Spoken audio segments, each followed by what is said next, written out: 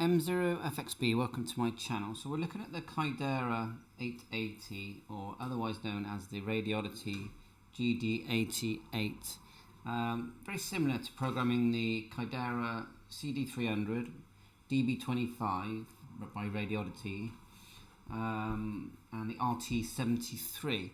So first thing you do is get your lead connected into the radio, plug it into your PC, and right click here and go Device Manager. And you're going to see the COM port come up, and it will be prolific USB to serial COM port, and you can download the driver, and I'll put a link in, but the best place to go is go to RT73 RETEVIS, and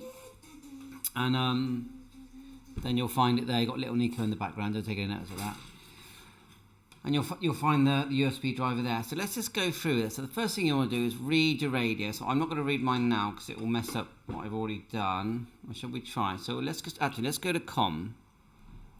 Select COM 2. Actually, I think I'll be alright to read it. Well, you will find that when you read it, it does default A and B band with whatever you've programmed on channel number 1. Now, if there's a way of not doing that, let me know. But as you can see, I've got about 50 channels, 40 channels programmed in here, possibly.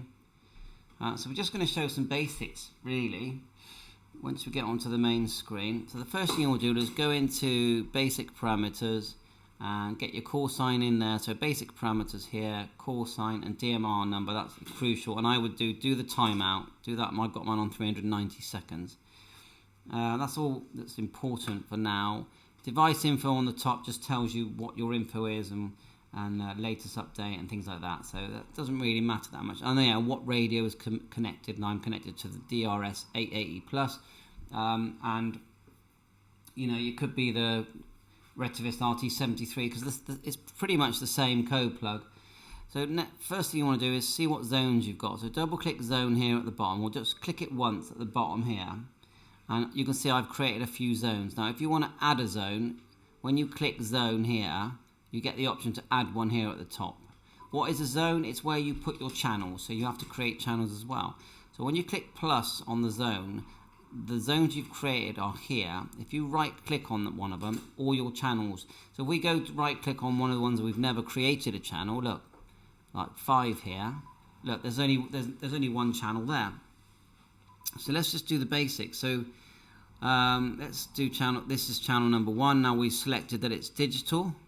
So we'll do a digital channel, and then we'll do an analog one. So digital there, and we'll call it my hotspot. Yeah. So if you've got a little jumbo hotspot at home, you call it my hotspot. And my hotspot is on 431.550. And if you click TX, it'll just put that in. I would select low for your hotspot at home. I haven't touched any of these. Now, if you look across here, you've got your time slot here, RX. And now, if you're on a hotspot, I recommend you leave it on because you've got 1 and 2 as usual, like on other code plugs. But I would leave it on if you're on a normal hotspot. Now, if you're on a duplex hotspot where you've got multiple frequencies, higher. She's gone out. Then I would put 434.450, and if you're on a different one here, 439.450. That's duplex. Now, if you're on that, I would select either 1 or 2, as you can see there. That's your digital. And then the other thing you're going to need to create is contacts. So go click contacts here. Go click plus. Right click and start adding the talk group numbers that you like. So let's just say you like worldwide. I've added worldwide, and the talk group contact ID is 91, and it's definitely group call. If you're putting in something like parrot, then you need to you select private. So let's add parrot. So parrot is I think pretty sure it's 9990 for DMR. You could name it parrot, I suppose. Let's do that. PARROT. And then you just go 9990, and then just go private just on that one only, private. And as you do this, you can actually save things. That you can save it somewhere, and so you're not getting lost. So look, save up here. Back to channels. Now you can just close. You've got windows within windows here. Look, so you can close down and go back to windows you've had in the past. So there's my channel window, and we can click another one here. Just click add. Let's do an analog channel. So analog, I know I'm going fast here. We'll go GB3WR analog. So 145.600 is what you listen on. TX on 145.000 because it's 600 shift. Leave it on high. Now you've got no color codes or slots or anything. So you're just selecting the CTCSS, and just here it's called TXQT DQT. I don't know why, but it is. So just select something like 94.8, and if you want it on receive as well, select that as well, and that's it. You've set up that channel. Now, I just forgot to say, going back to slide over across here, going back to the digital one, you do need to select that contact, otherwise it won't work. So go over and select contact here, and then let's just quickly select that.